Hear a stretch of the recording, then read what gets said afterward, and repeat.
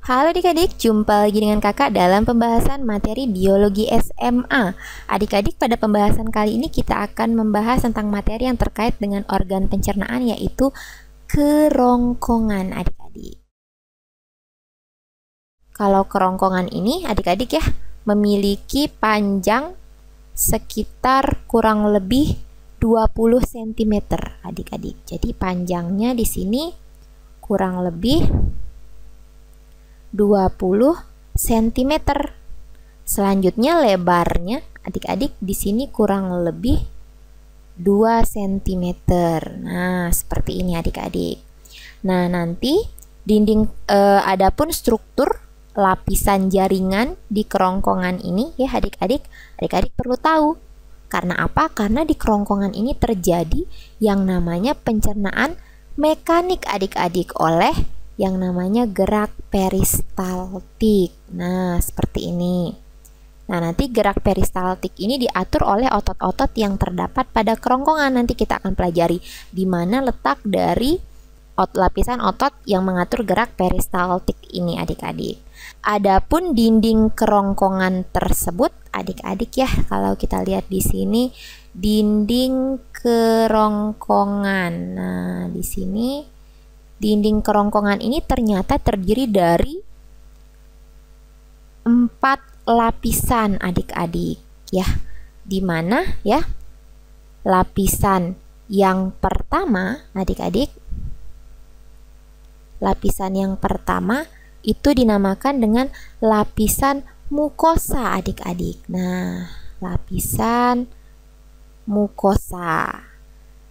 Nah, adik-adik, adapun lapisan mukosa di sini ya, itu biasanya terletak di bagian dalam, dibentuk oleh epitel berlapis atau pipih yang diteruskan ke faring nantinya di bagian atas dan mengalami perubahan yang menyolok pada perbatasan kerongkongan dan lambung. Nah, nanti mukosa kerongkongan ini dalam keadaan normal dia ini bersifat basa adik-adik. Jadi dia ini bersifat basa ya atau alkali ya. Basa ya dan tidak tahan terhadap isi lambung yang sangat asam seperti itu. Selanjutnya adik-adik, di sini lapisan yang kedua itu adalah lapisan submukosa adik-adik. Nah, seperti ini. Lapisan submukosa. Maaf. Lapisan submukosa adik-adik.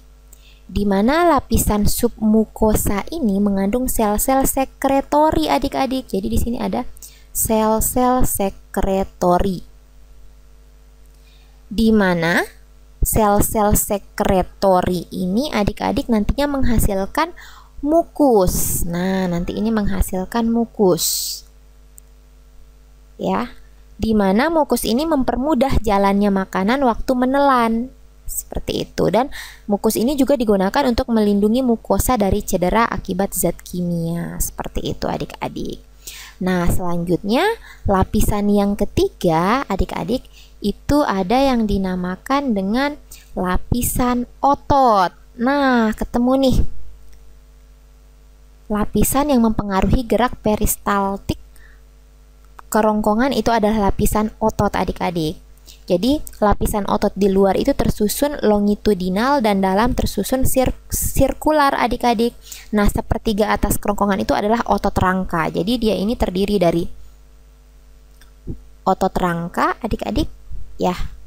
Sepertiga bagian kerongkongan itu otot rangka ya. Sedangkan sepertiga bawahnya itu adalah otot polos. Jadi dia terdiri dari otot rangka dan otot polos. Nah, seperti itu.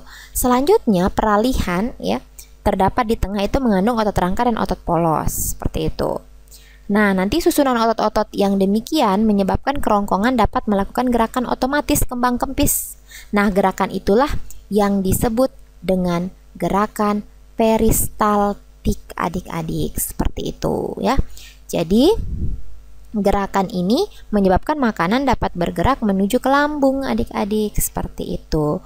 Nah, adapun lapisan yang keempat adik-adik, lapisan yang keempat di sini adalah lapisan serosa adik-adik. di mana lapisan serosa di sini ya merupakan lapisan luar kerongkongan dan tidak seperti saluran cerna lainnya yang tidak memiliki serosa ya, tapi jaringan fibrosa kalau jaringan yang lain, tapi khusus untuk kerongkongan dia memiliki lapisan serosa seperti itu. Nah, adapun untuk persarafan adik-adik di kerongkongan ini dilakukan oleh serabut-serabut simpatis dan parasimpatis yang dibawa oleh nervus vagus yang dianggap merupakan saraf motorik kerongkongan adik-adik. Nah, adik-adik, makanan bisa mencapai lambung dari mulut ke lambung. Jadi nanti di sini makanan itu ya bisa mencapai nanti ke lambung adik-adik ya.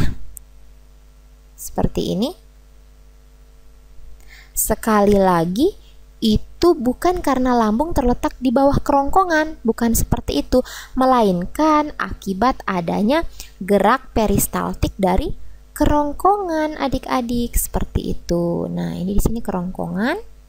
Sekali lagi, dia menggunakan yang namanya gerak peristaltik. Jadi sekali lagi bukan karena di bawah, seperti itu.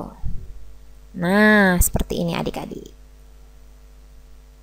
Oke, demikian penjelasan kakak. Tetap semangat dan sampai jumpa pada konten sistem pencernaan selanjutnya.